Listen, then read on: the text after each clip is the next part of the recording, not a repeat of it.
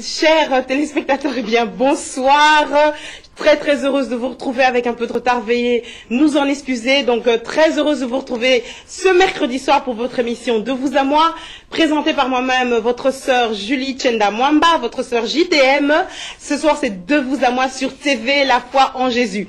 Et si je suis troublée, eh bien c'est parce que ce soir j'ai un invité très spécial et particulier à mon cœur, puisqu'il s'agit de mon tendre et cher époux, le prédicateur Pascal Prosper Mwamba Numbi, qui est avec nous ce soir et qui va nous parler de ce qu'il a intitulé le menu interdit. Dans un instant, nous allons découvrir ce que c'est. Bien sûr, je vous rappelle que vous pouvez intervenir puisque c'est une émission en direct.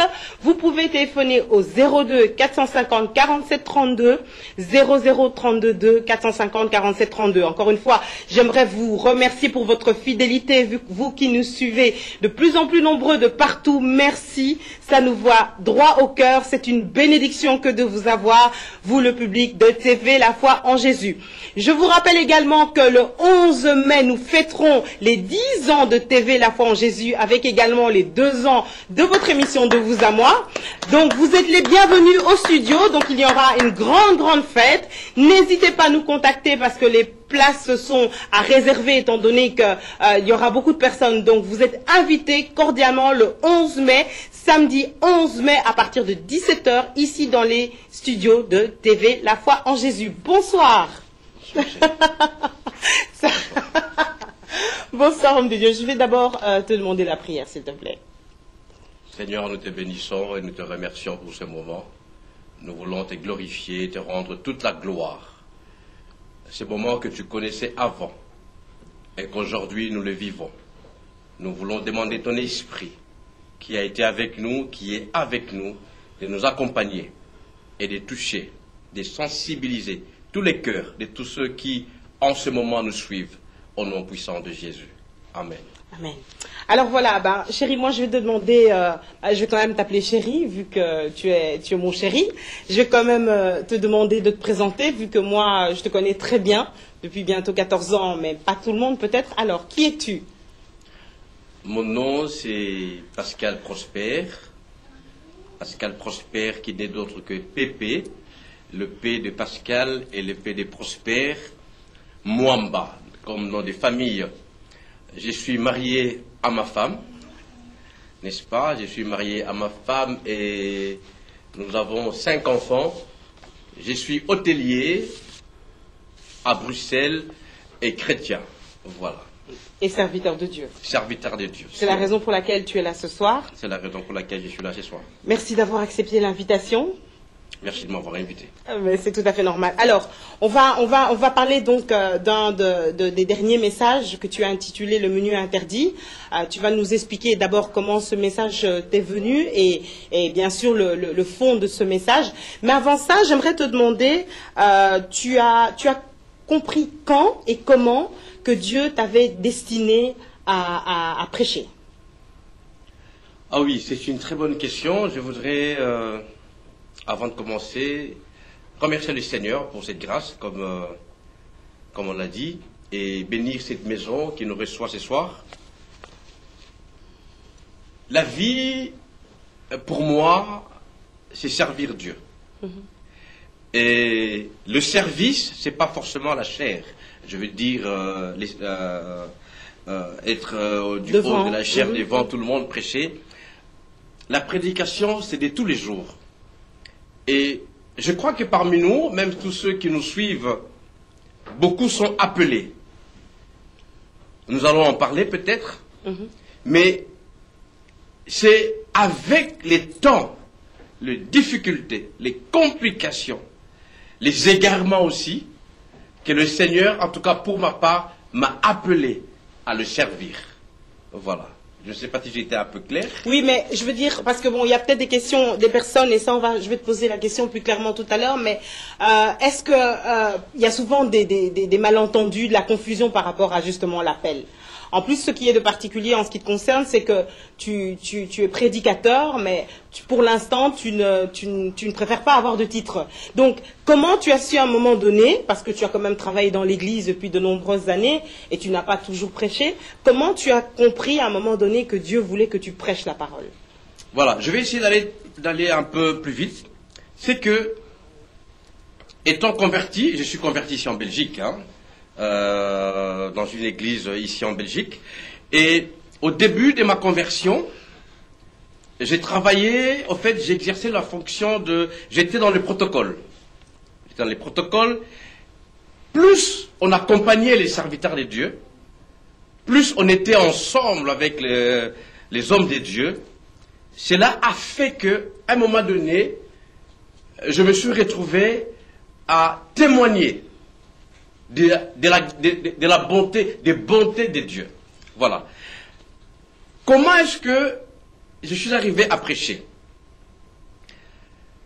Le Seigneur a permis, avec les temps, avec l'expérience, j'essaie vraiment de bien peser mes mots, avec l'expérience de tout ce que j'ai vu et j'ai vécu, à témoigner surtout de sa bonté, de dire qui il est et ce qu'il fait. Et je peux dire tu, hein?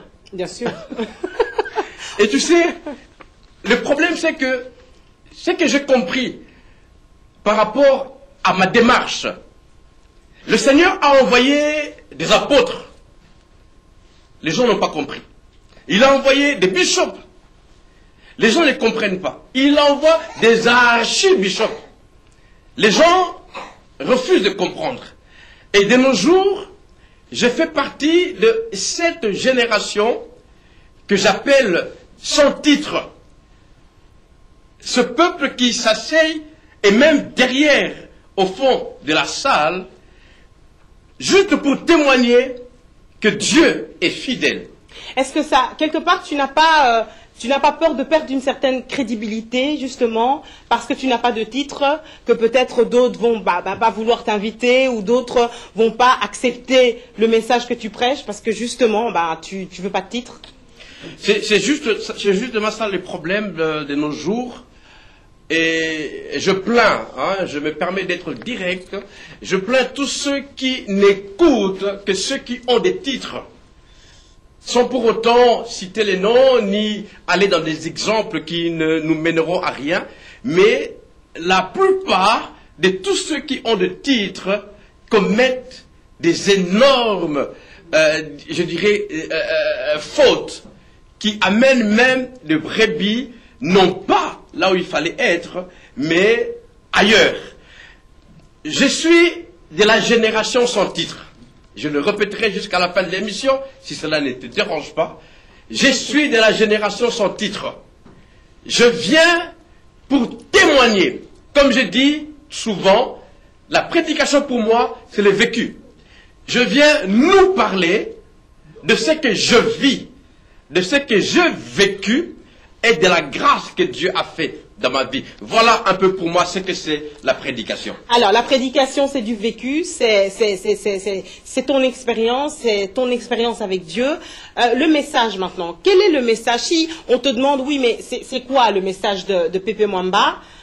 C'est quoi ton message? Oh, ça c'est la question à laquelle je m'attendais. Au fait, au début de cette année, comme chaque année en tout cas, pour tout enfant de Dieu, hein, surtout même au travail, on a ce qu'on appelle le bilan. Au début de cette année, en tout cas, vers la fin de l'année passée et le début de cette année 2013, je priais et je demandais au Seigneur par rapport à la ligne de conduite, la vision, pour moi, pour ma femme, que j'aime tellement, et pour mes enfants, pour savoir qu'est-ce qu'il fallait faire, où devais-je aller et qu'est-ce qu'il fallait dire. Je crois que tu as prévoqué quelqu'un là parce qu'on a déjà une intervention. Oui, bonsoir, bien-aimé, nous vous écoutons.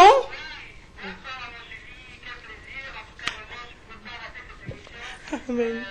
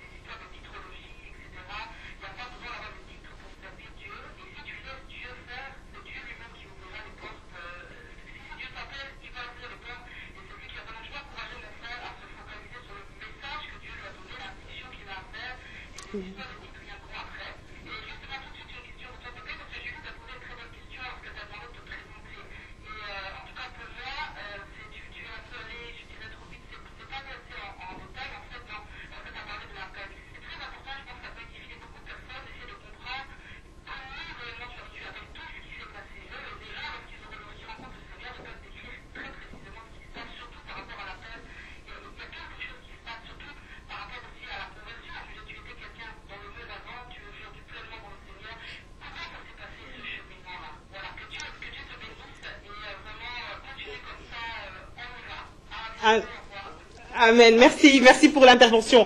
Donc la question de l'appel, notre sœur aimerait que tu reviennes un peu dessus. Bon, c'est vrai qu'il va être très difficile en 1 heure de parler de tout ton témoignage, vu que c'est un témoignage qui est vraiment passionnant, mais c'est un peu long. Donc notre sœur a insisté sur l'appel. Comment tu as dit à un moment donné que tu étais dans le protocole, etc., et que tu as senti que tu devais faire part au peuple de Dieu de ton expérience avec Dieu.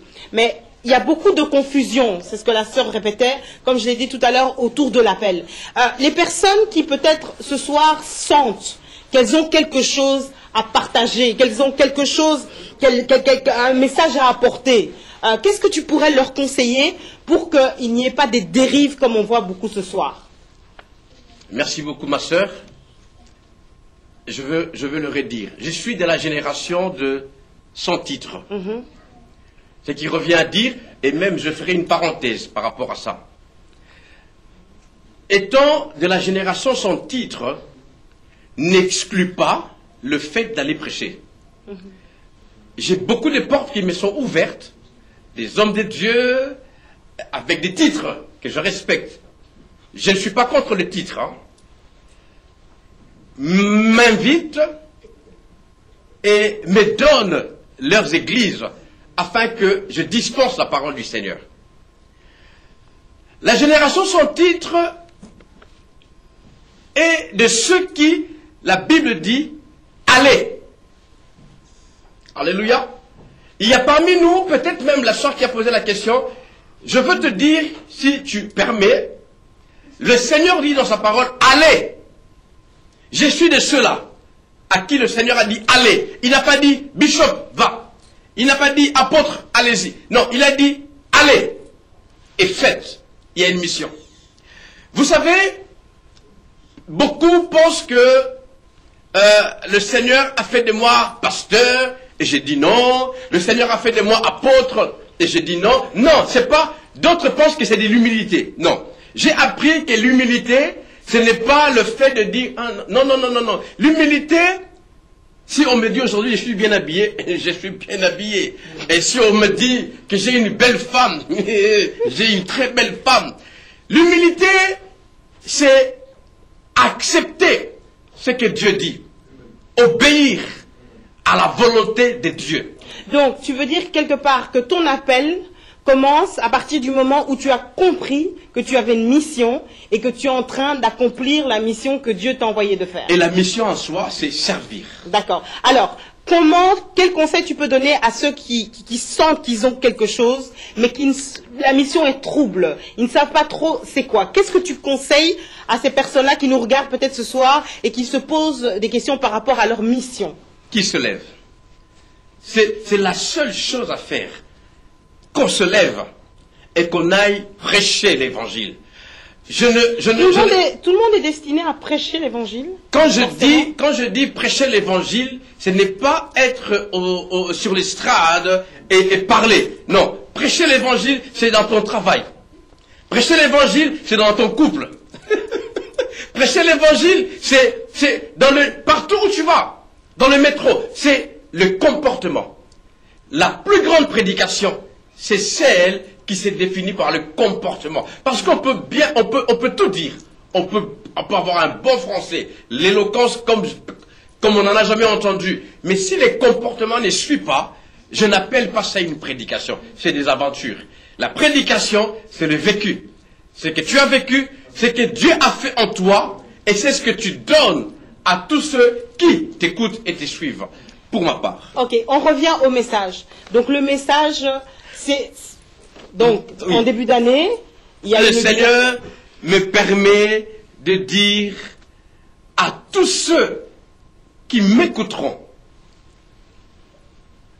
cette année est l'année où nous devons comprendre qu'est-ce qu'il ne faut pas manger, qu'est-ce qu'il ne faut pas boire, qu'est-ce qu'il ne faut pas dire, qu'est-ce qu'il ne faut pas regarder, qu'est-ce qu'il ne faut pas penser. En fait, j'ai intitulé ce message, par la grâce du Seigneur, le menu interdit. Je ne suis pas de ceux qui disent Dieu m'a dit. Moi, je marche par conviction. Le Seigneur me parle par conviction. J'ai la conviction que le Seigneur veut que nous comprenions qu'en ces temps-ci, qu'on appelle le temps de la fin, nous avons impérativement besoin de savoir qu'il y a un menu auquel il ne faut pas toucher. Et c'est là le problème dans nos familles, dans nos maisons, au travail, dans nos sociétés. Et quand j'ai compris, interrompez-moi, hein, sinon... Et quand j'ai compris que c'est important, le Seigneur m'a dit, il ne doit rien à personne. Alors, on revient, on va bien rentrer en profondeur tout de suite, mais le menu interdit. Oui. Le menu interdit. Alors, c'est arrivé comment? Parce que moi-même, on vit ensemble, mais un jour, tu m'as parlé du menu interdit. Le titre, il est venu comment? Comment tu en es arrivé à ce menu interdit? Le menu interdit, au fait, je passais des temps qu'on appelle difficiles, hein, parce que pour ma part, il n'y a pas de temps difficiles.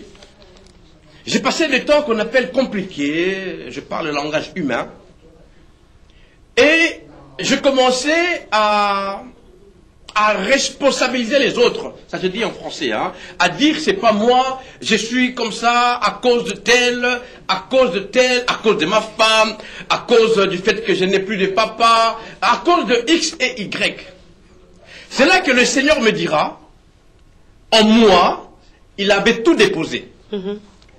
Je suis responsable de tout ce qui m'arrive. Le Seigneur ne m'a pas mis sur terre pour subir, mais pour la remplir, pour la sujettir, pour dominer. Mais là où ça ne va pas, c'est que quelque part, j'y suis pour quelque chose. Il est possible, même toi qui nous suis, si je peux me permettre de le dire, même toi qui nous suis, il est possible que ce que tu vis, c'est par rapport à ce que tu as mangé. C'est par rapport à un menu interdit. C'est par rapport à... On a une intervention. Oui, bonsoir, nous vous écoutons. Soyez les bienvenus.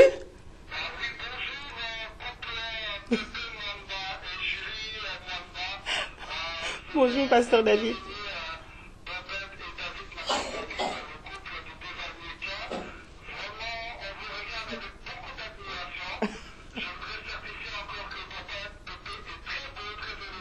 Merci.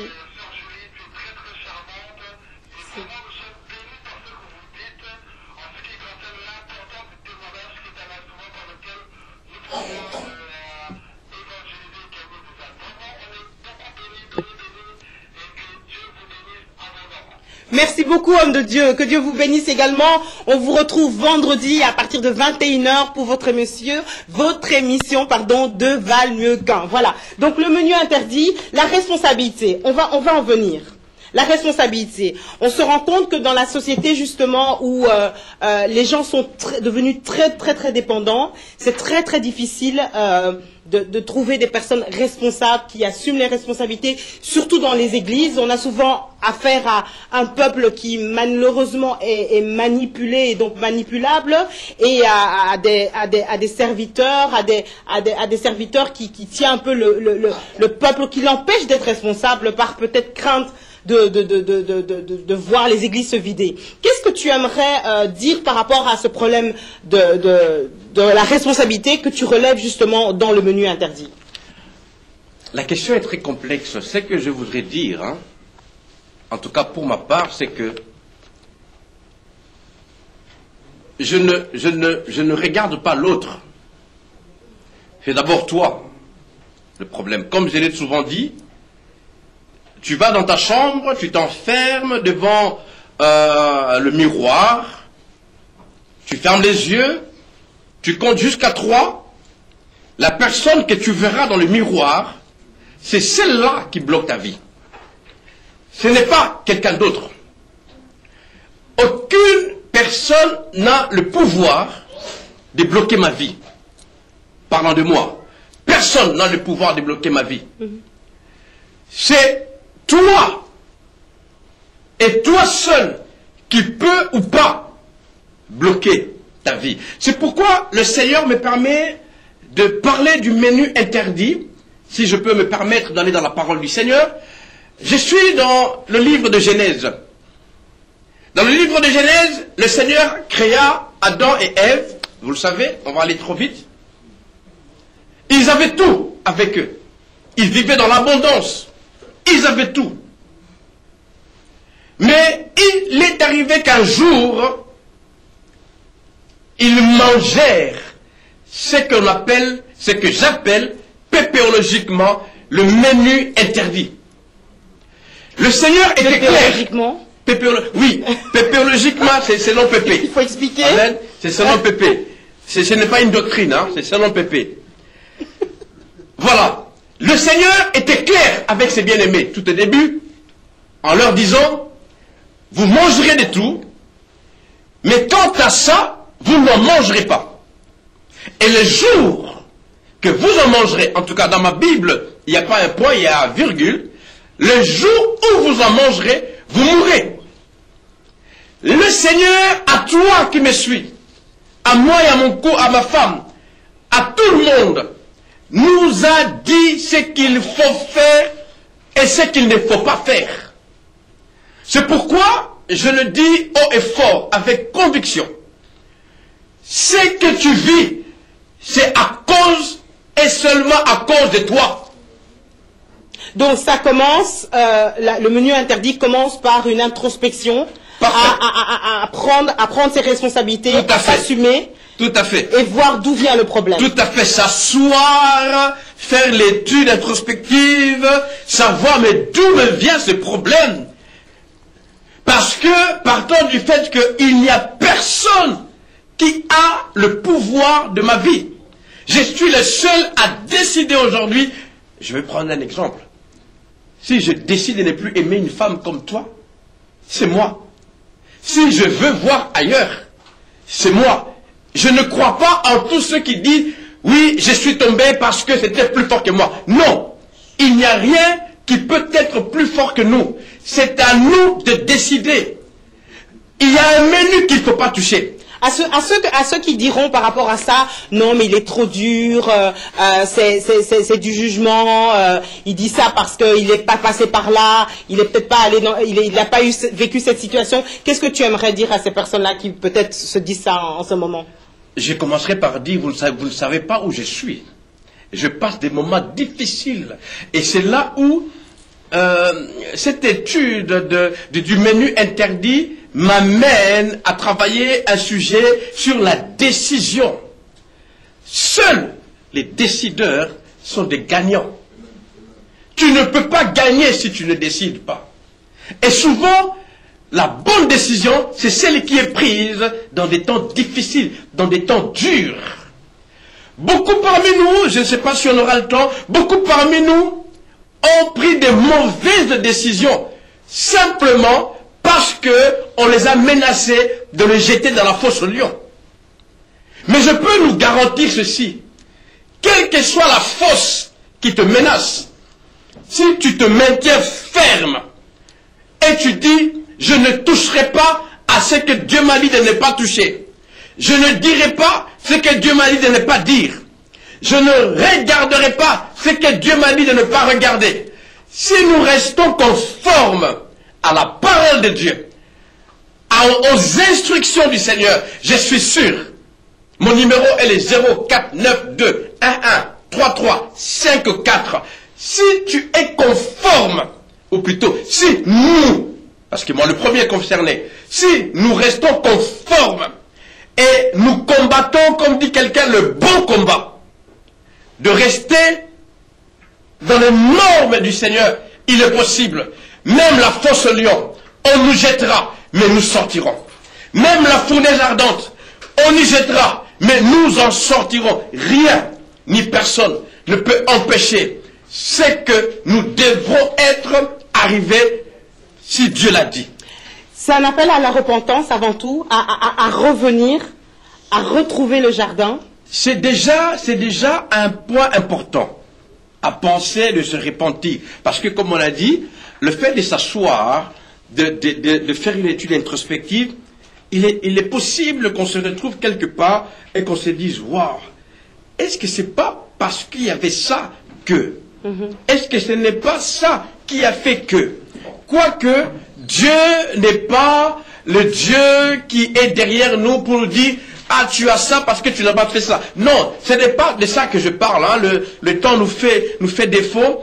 Dieu est amour, mais Dieu nous veut dans son territoire, là où s'exerce son autorité. Parce qu'il a dit, si je peux le dire, bien sûr, les jours que tu en mangeras, tu mourras.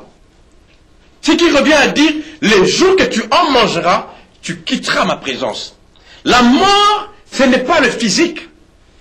Et je dis toujours, la vie, ce n'est pas la respiration. Non. Il y a deux types de personnes sur la terre. Il y a ceux qui vivent et ceux qui existent. Ceux qui vivent, c'est ceux qui ont Jésus. C'est-à-dire qui sont dans la présence de Dieu. Et d'autres qui n'ont pas Jésus existent. La mort, c'est la séparation de l'homme et de Dieu. Pour être plus clair, c'est quand l'esprit nous quitte.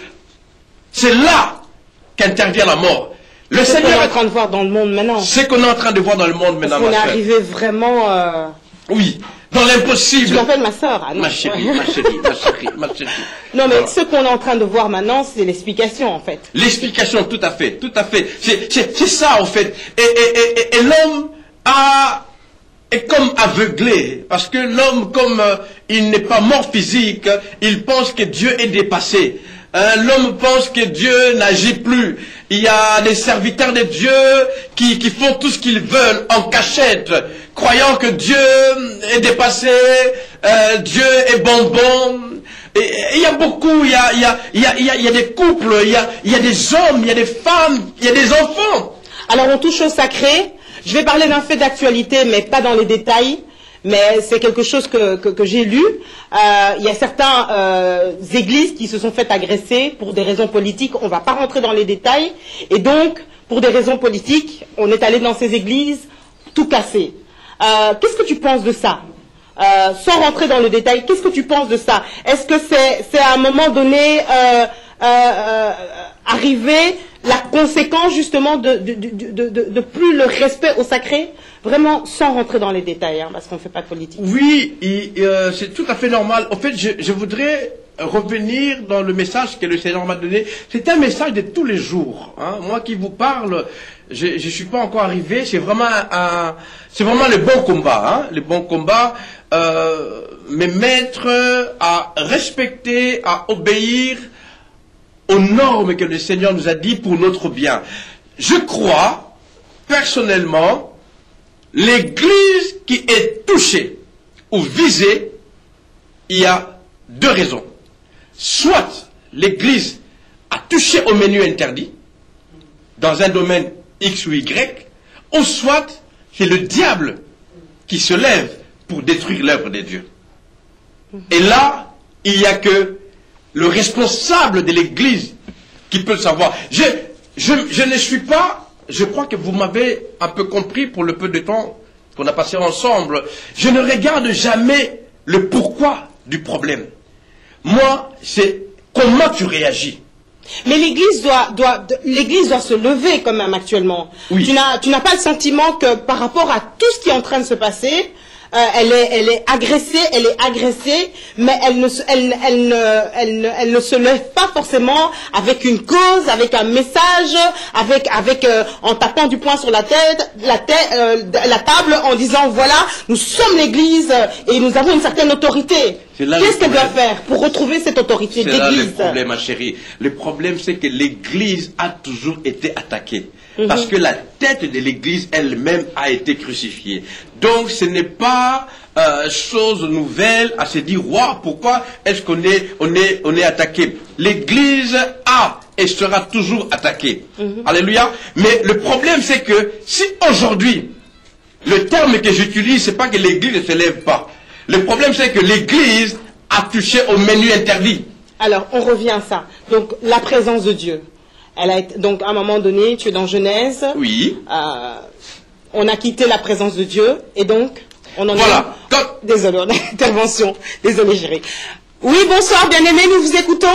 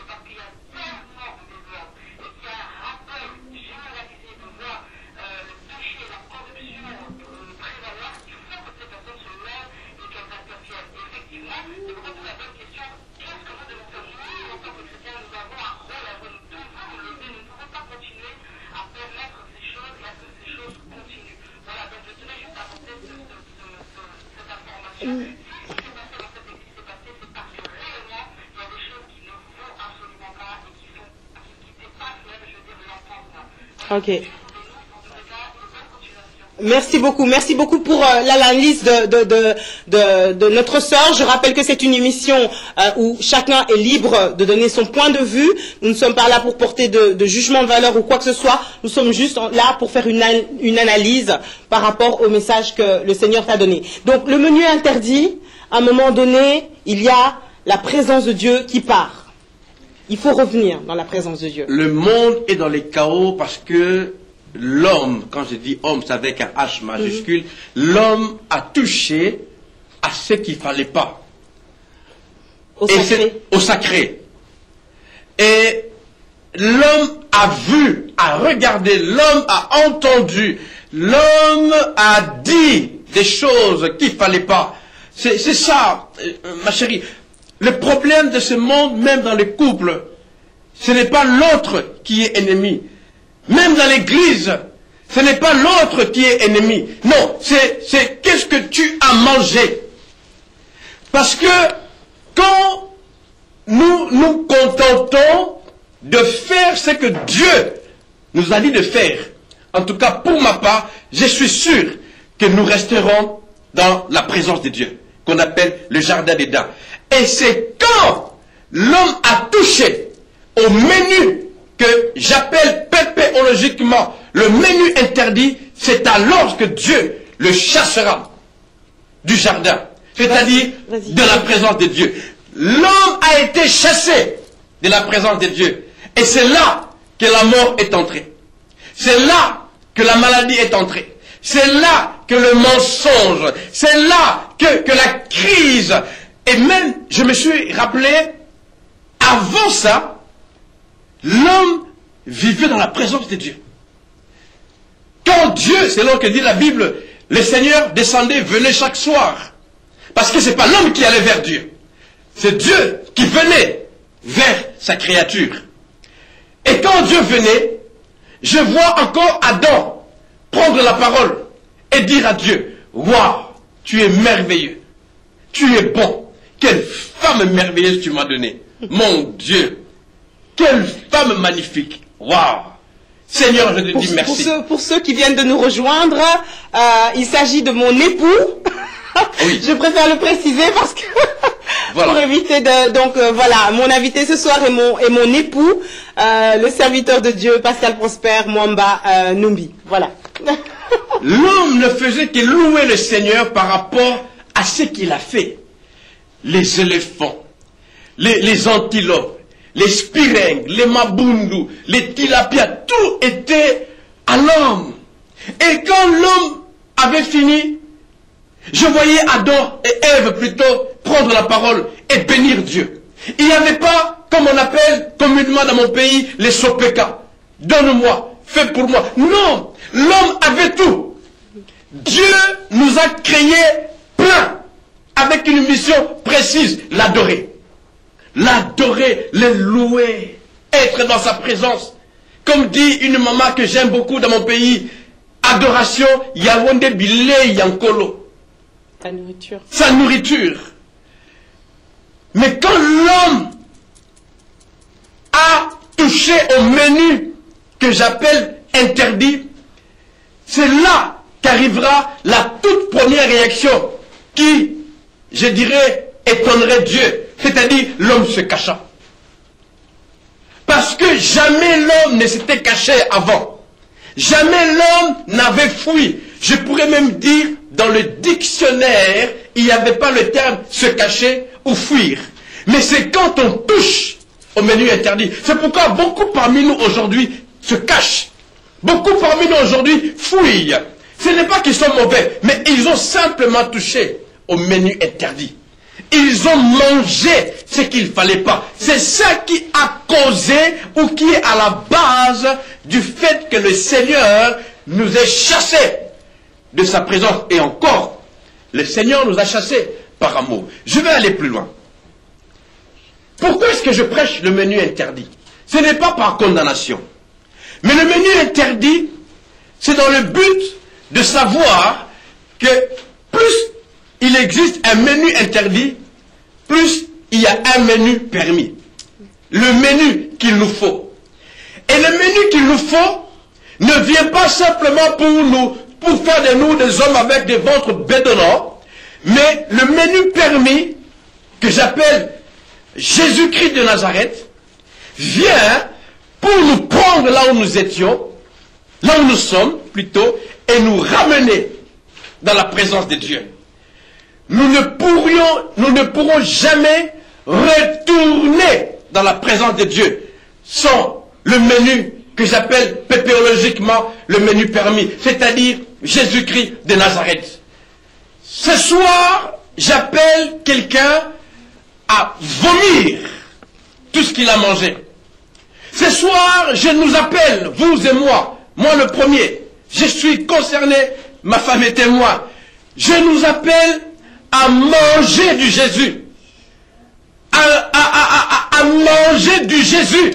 Alors, par rapport à ça, beaucoup de gens n'ont pas la chance d'être dans un cadre, d'être bien encadré, d'avoir un bon message, avoir un pasteur peut-être qui s'occupe, qui encadre bien les brebis, et beaucoup même ont quitté les églises et se retrouvent à la maison par déception. Alors, pour les personnes qui ce soir peut-être nous regardent et qui sont dans ce cas-là et qui se disent « Ok, je veux revenir à Jésus, je veux manger du Jésus, mais je ne sais pas comment faire parce que je suis seul. » Qu'est-ce que tu aimerais leur dire? Jésus est le plat que lui-même sert où que tu sois, quel que soit ce que tu es en train de vivre. Je suis en train de nous parler du menu interdit dans un cadre très précis, à savoir la décision. Ici est l'heure de décider. Parce que ce que tu vis, ce que je vis, il n'y a personne à part moi qui le sait. Je suis le seul qui sait ce que je suis en train de vivre. Et laissez-moi nous dire ceci. Je suis le seul à savoir ce qu'il faut pour ne pas vivre ce que je vis. Et la réponse, c'est Jésus. C'est-à-dire, le fait de penser à avoir une solution, le même Dieu qui un jour a pris le temps de venir visiter Gédéon, pendant que ce dernier ne le savait même pas, il est le même Dieu qui viendra là où tu es, dans ta chambre, même s'il n'y a personne, là où tu es, même dans les fins fonds de Bakobakanga, là où tu es, Dieu, par rapport à l'état de ton cœur, au désir de ton cœur, de sortir de là où tu es, le Seigneur viendra. Il se présentera à toi et il te dira, mais voici, tu me manges, tu vas dans la présence du Seigneur. Mais voici, tu fais de moi le repas qu'il te faut, tu vas dans la présence du Seigneur. Ce qui revient à dire, quand tu manges Jésus, selon qu'il est écrit dans son palais, tout crie gloire, quand tu manges Jésus, tu vas directement dans la présence de Dieu et tout ce que tu avais comme peine, difficulté, problème, souci, angoisse, stress, dépression et j'en passe, tout cela sera changé en gloire dans la présence du Seigneur. Le secret, maman, c'est que nous mangions, ma chérie, c'est que nous mangions le menu interdit. C'est pourquoi je prie, même pour mon couple, que nous mangions le menu permis. Merci, ma chérie. Que nous mangions le menu permis. Le pasteur David qui nous suit pourra m'aider. Nous avons besoin de manger le menu permis. Le problème dans les couples, c'est parce que soit elle, soit il a mangé ce qui était interdit. C'est là que le problème entre. Mais là où tu es, si tu t'assais, comme a dit ma fille, ma femme bien-aimée, j'allais dire ma fille, comme a dit ma femme, tu restes calme quelque part, tu te concentres, tu fais une étude introspective, tu verras que quelque part, il y a quelque chose à vomir. Et tu ne pourras pas vomir par ta force. Comme j'avais dit, Adam et Ève, d'eux-mêmes, ne pourraient jamais rentrer dans le jardin d'Éden. Parce que c'est là que nous causons encore des dégâts. Quand nous voulons de nous-mêmes, par notre force, rentrer dans les jardins d'Éden. Non, nous avons besoin de Jésus. Nous avons besoin de manger, merci ma chérie, nous avons besoin de manger Jésus, de boire Jésus, de vivre Jésus. Et c'est le seul moyen qui nous permettra de rentrer dans le jardin d'Éden, dans la présence de Dieu, parce qu'il dira, je suis le chemin, je suis la vérité, je suis la vie. Jésus n'a pas dit, je suis Rambo, je suis Maximus, je viens taper ou tuer tous ceux qui ont fait que tu sois ce que tu es. Non, Jésus a dit, d'abord toi. Le Seigneur n'est pas d'abord allé voir Satan, qu'on appelle Lucifer, pour lui dire, pourquoi tu as menti à Ève? Non, le Seigneur a d'abord cherché, Adam, Ève, où êtes-vous? C'est d'abord nous le problème. Ce n'est pas ceux qui ont fait. Non, c'est nous. Parce que, selon moi, pépéologiquement, nous disons ceci. C'est nous qui avons pris la décision de toucher. Ça me rappelle l'histoire de l'enfant prodigue. Cet enfant qui, à un moment donné, est revenu, après des années, loin de son père. Alors, ce que tu viens de dire est important. Et j'aimerais qu'on en parle pendant quelques minutes, le pouvoir de décision. Parce que la Bible dit qu'il est revenu à lui-même. C'est à ce moment-là qu'il a décidé. Voilà. Pour ces personnes qui ce soir ont besoin de décider, mais qui n'arrivent pas à décider, qu'est-ce que tu aimerais dire? Je parle de personnes qui peut-être sont dans la drogue, dans l'alcoolisme, dans la cigarette, dans des problèmes de masturbation, dans des problèmes de sexe, toute une série de choses, mais qui n'arrivent pas, qui se disent oui, j'aimerais, mais je n'arrive pas. Qu'est-ce que tu aimerais leur dire? J'ai facile à répondre à cette question qui est très très importante parce que, comme je dis souvent, les gens rigolent, je suis un ancien pécheur. Je sais ce que c'est le péché. J'ai connu des péchés calculés, prévus, comment me repentir. Pas étant païen, hein, non, étant chrétien, avec macaron, avec badge, hein, à l'époque. Non, en fait, la personne qui est dans des situations difficiles, qu'on vient de le dire, ma tendre et bienheureuse épouse, elle sait, cette personne, qu'il faut qu'elle sorte. Et l'exemple que tu as pris de l'enfant prodigue, la Bible ne dit pas qu'il a été conseillé par tel ou tel. Non. La Bible dit rentrer en lui-même. L'enfant n'a pas été conseillé par X ou Y, mais rentrer en lui-même. Cet enfant a compris qu'il était temps pour lui de décider. Beaucoup parmi nous, même ceux qui sont dans la drogue, dans la masturbation, dans des films pornographiques, dans le vol, dans les mensonges, dans l'alcoolisme, tous ces gens savent, et c'est pourquoi ils les font en cachette. Parce que, excusez-moi d'aller droit, en tout cas d'être clair, si je choque quelqu'un, c'est que ma mission a bien réussi. Personne ne se masturbe dehors. Souvent, les gens se cachent.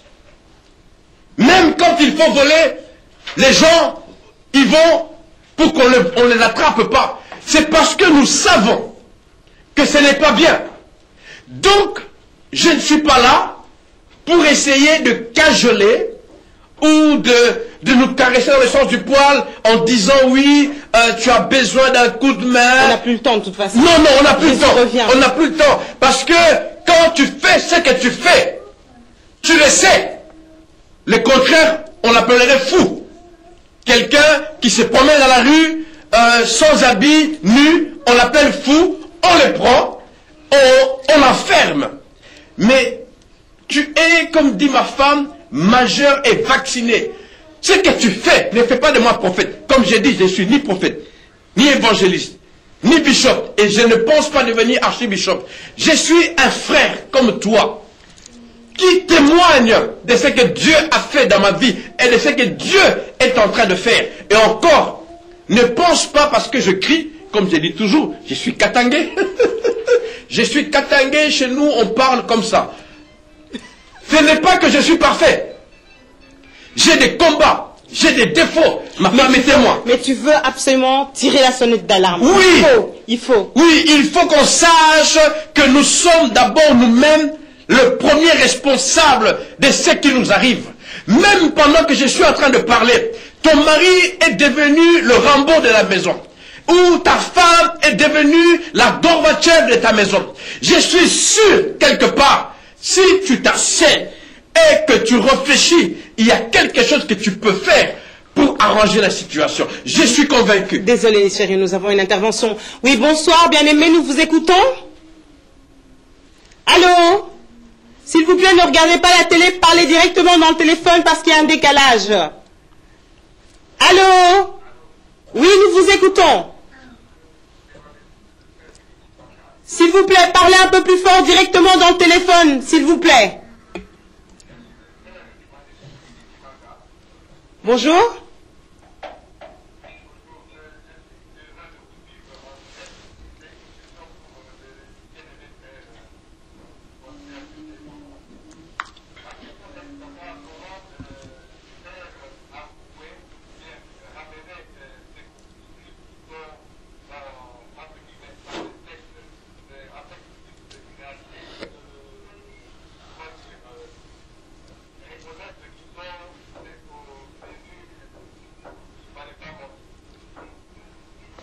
Oh, homme de Dieu, excusez-moi, je vous entends très mal. Est-ce que vous pouvez répéter la question? Donc, comment faire pour...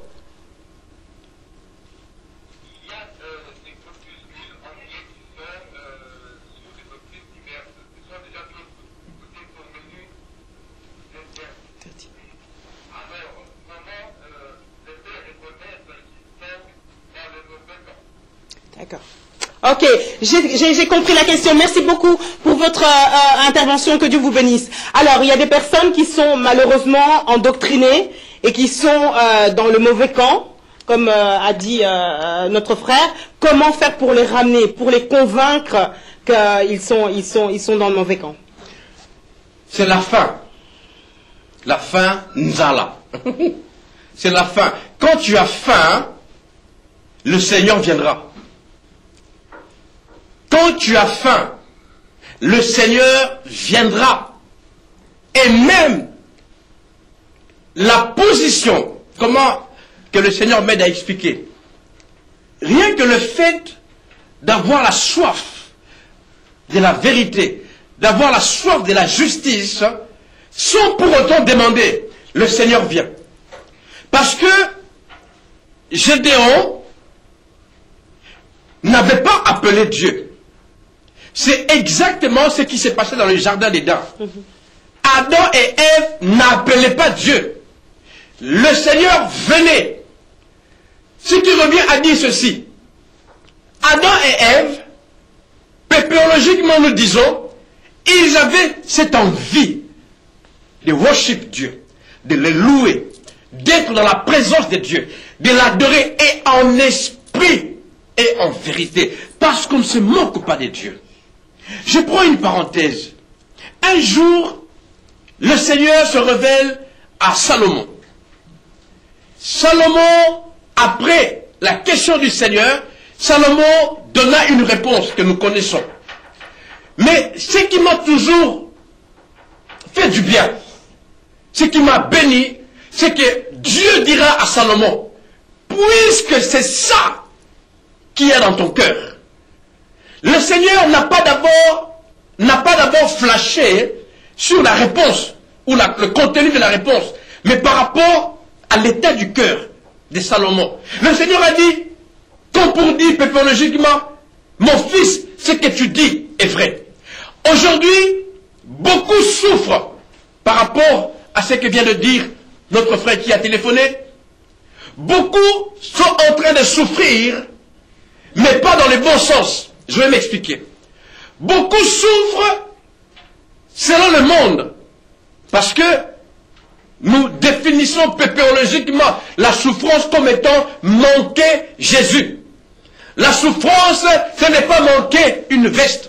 La souffrance, ce n'est pas manquer de l'eau. La souffrance, ce n'est pas dormir dehors. Non. La souffrance, nous le disons, c'est manquer Jésus. Et c'est différent de l'épreuve que Dieu peut utiliser pour nous former. Voilà, si on veut.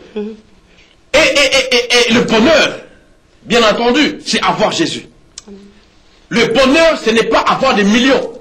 Le bonheur, ce n'est pas avoir des voitures, des villas. Le bonheur, c'est avoir Jésus. Donc ça veut dire qu'à cause de la souffrance, certaines personnes peuvent accepter certaines choses, se laissant endoctriner. Alors maintenant, et c'était ça la question surtout, pour aider ces personnes à revenir, qu'est-ce qu'il faut faire? Prier, intercéder ou à un moment donné, poser certains actes. Excuse-moi, je nous presse parce qu'il nous reste 5 minutes, 5-10 minutes, donc on doit absolument clôturer. Qu'est-ce qu'on doit faire pour aider ces personnes-là? Voilà, j'ai pas dit tout ce qu'il fallait dire, mais bon. Tu reviendras. Bien-aimé dans le Seigneur, je voudrais... Je t'avais prévenu. Oui. Je t'avais prévenu. Oui, il n'y a pas de problème. Que ça passe vite. Ce qui est sûr,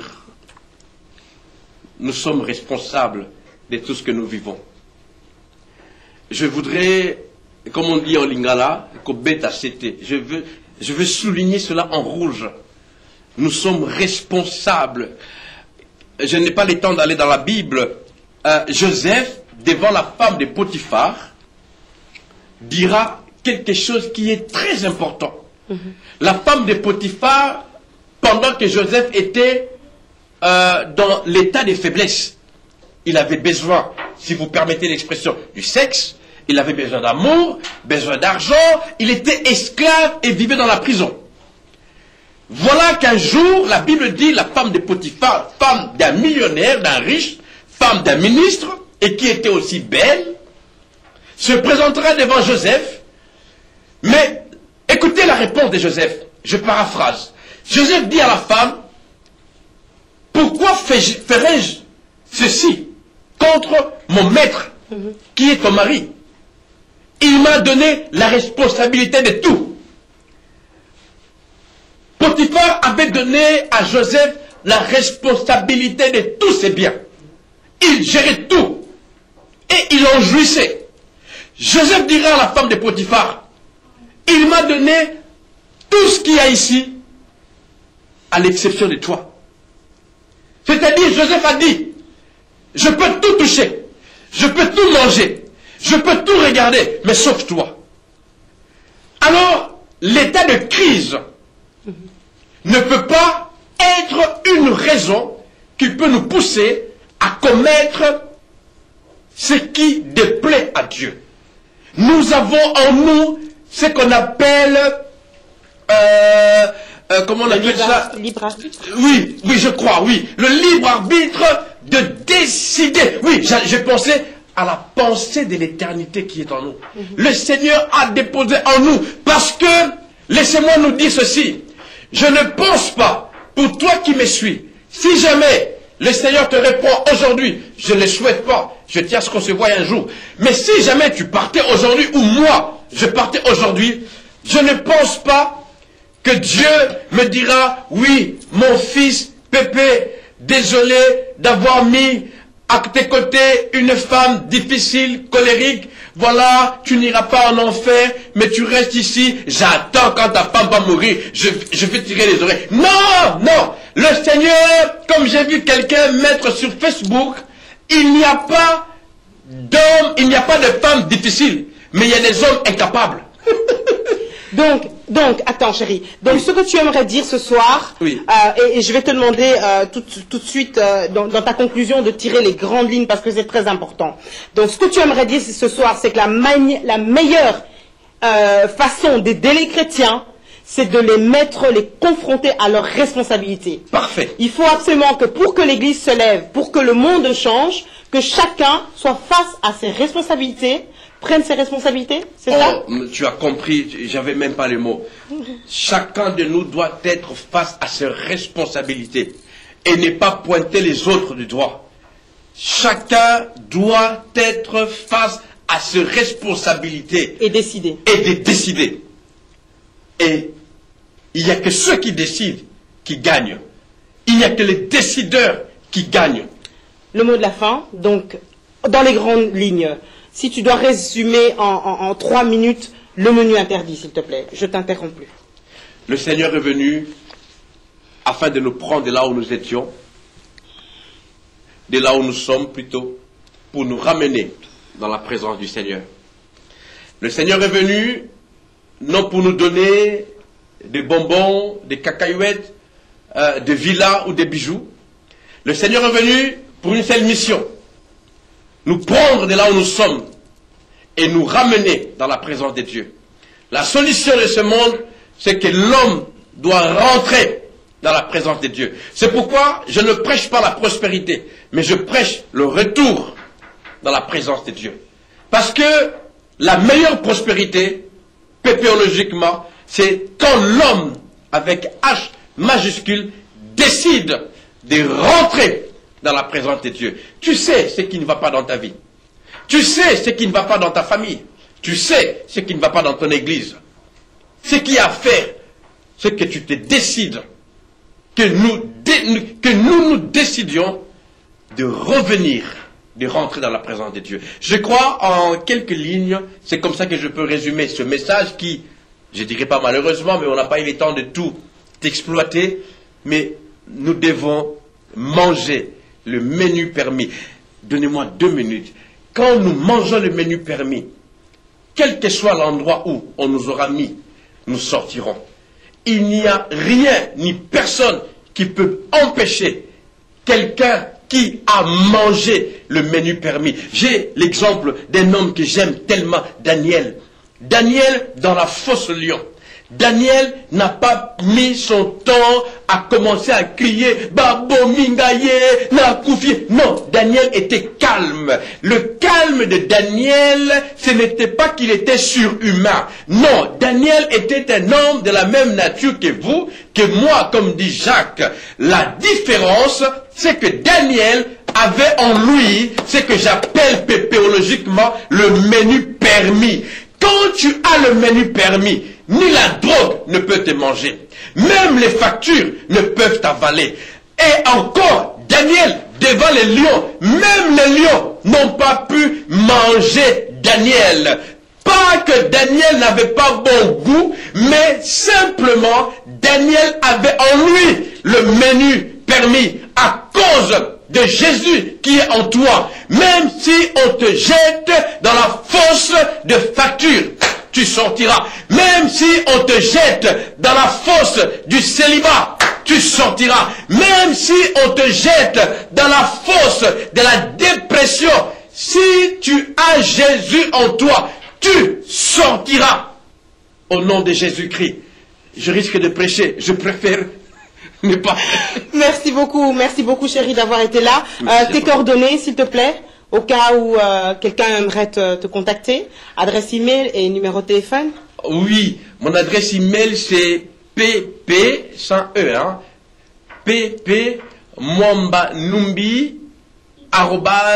@gmail.com et mon numéro c'est le 0492 113354. Voilà. Je profite de l'occasion pour te dire merci officiellement devant tout le monde. Merci de me soutenir, de me laisser servir le Seigneur. Merci d'être là, de me soutenir dans ce ministère que j'essaye d'accomplir avec fidélité. C'est bon d'être là, de garder les enfants, de me soutenir, de me permettre de faire ce travail. Merci beaucoup. C'est bon d'avoir un mari qui soutient sa femme. Et voilà, j'espère qu'on aura encore d'autres émissions ensemble et surtout de longues années ensemble. Voilà, notre émission est terminée. C'était une émission spéciale. Nous sommes restés bien sûr dans la parole de Dieu, mais je tenais absolument à inviter mon cher et tendre époux qui est souvent derrière la caméra et le mettre une fois devant et aussi profiter pour qu'il nous fasse part de son message. Voilà, je vous retrouve la semaine prochaine pour une émission beaucoup plus conventionnelle avec un invité, si Dieu le permet, également. Et n'oubliez pas, donc on se retrouve le 11 mai tous ensemble à partir de 17h pour fêter les 10 ans de la télé, la foi en Jésus. Je vous souhaite une très très bonne semaine. N'oublions pas, nous avons la possibilité de prendre la décision. Prenons la décision, la bonne décision. Et surtout, n'oublions pas que Jésus reste et restera toujours, on le dit ensemble, notre priorité. Voilà, que Dieu vous bénisse. Bye bye. Merci chérie. Bisous.